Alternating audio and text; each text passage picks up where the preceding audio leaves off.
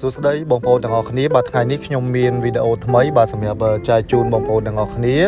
ជាពិសេសបាទអ្នកដែលរកស៊ីឬក៏អ្នកដែលធ្វើការតើដាំប្រភេទប្រទាលអី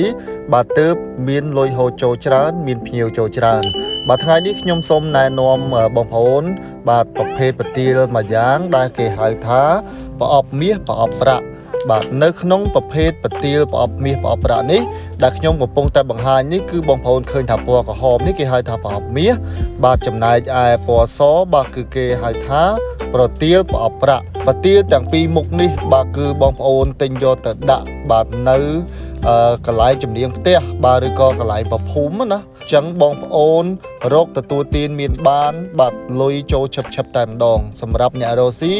ឬក៏អ្នកធ្វើការកុំភ្លេចយកទៅដាក់កន្លែងដែលខ្ញុំបានណែនាំនេះសម្រាប់ប្រទាលនេះផងដែរបងប្អូនឃើញនៅក្នុងថូនេះបាទគឺមានទាំងប្រអប់មាសនិងប្រអប់ប្រាក់មានន័យថាគឺគេដាំចូលគ្នាតែម្ដងបាទហើយសម្រាប់ពណ៌ដោយដាច់ដោយឡែកនោះគឺ